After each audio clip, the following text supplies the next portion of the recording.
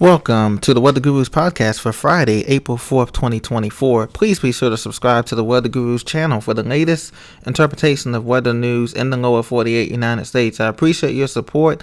Thank you for rocking with me here today. We're going to look at first now, courtesy of pivotalweather.com, the current temperatures here. As you can see, there's a warm surge of air from the south and southwest, coming up in the center part of the country. And so they're experiencing spring-like temperatures right now in the Dallas-Fort Worth area, Houston, all above upper 80s Fahrenheit, up in Oklahoma City, 80 degrees Fahrenheit, up into Kansas, Nebraska, and the Dakota, 64 degrees Fahrenheit is a great temperature for early April for this time of year.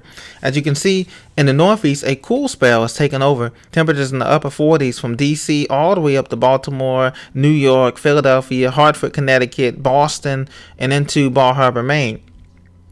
Out west, we have a warm surge of air in Phoenix, obviously, and Albuquerque, and out towards the LA basin, it's still a little bit of cool as they're still being affected by that onshore flow, bringing some marine layer and showers and mountain snow up in the high Sierras, but it's not as much as they got before.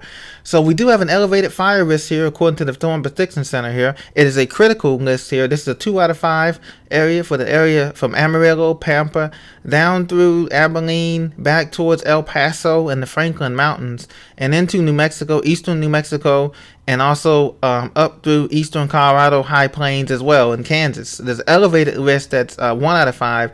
And that orange shading surrounding that. And that's because there's a lot of dry air and low humidity and winds that are still increasing in that area. And that's what the fire is critical for the southern high plains. So please be careful. Do not burn too much and do not get involved in that kind of stuff.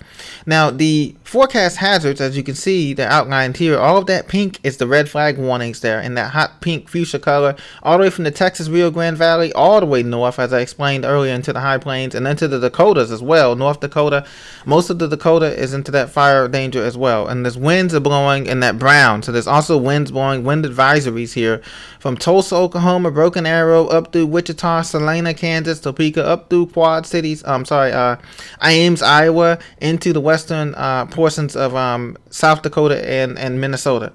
And that also extends in the Rockies. We have in the Rockies, the Intermountain West is continuing to see on and off snow showers in the Yellowstone Park, the high Rockies of Colorado, Breckenridge, Summit County, up through Montana and the Stovepipe of Idaho. This will continue for a few more days, and this we have in that purple, the winter weather advisories there as well. But and same with the high Sierras, but nothing too crazy. Maybe 6 to 12 inches, but nothing too crazy. No blizzard type conditions are expected there. Out east in the Ohio Valley, if you're coming along I-70 there from St. Louis to Champlain to Indianapolis into Dayton and Cincinnati, Ohio, and 75 there, very careful. There's a freeze warning. As clear skies are going to clear out there, temperatures are going to drop, light winds, calm winds, no radiation or cooling. That leads to no clouds, radiation cooling, so that leads to radiation or cooling.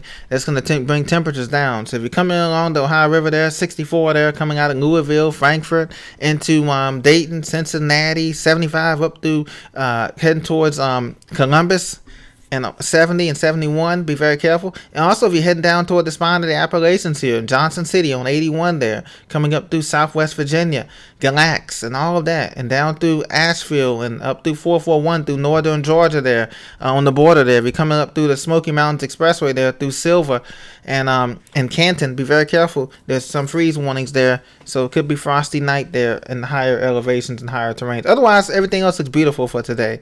Now, the ocean analysis, I want to get into that because right now, sea surface temperatures are running very warm, and we're going to transition to an El Nino from a La Nina type of situation.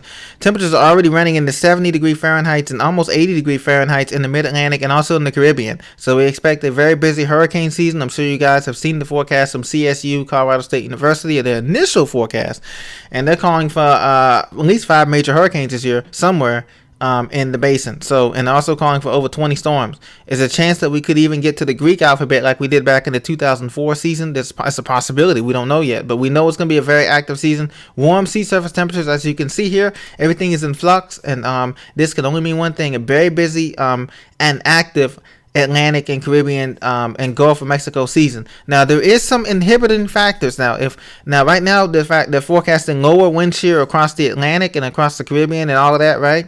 But the one thing that can limit the development is if we get those winds switching, those westerly switching, and we get that more of that Saharan dust in there, that can limit at least the intensity or the arrangement of the storms, because storms don't like dry air. So if that Saharan dust kicks up in, say, June or July or August, that can put a limit on storms. Even though you have those warm sea surface temperatures, you need all the ingredients. As you know, we need lift, we need instability, we need moisture, we need less low wind shear, we need the perfect environment for these storms to grow and form. So just keep that in mind, that it's not set in stone, but we do anticipate it being more active, obviously, than it has in the past.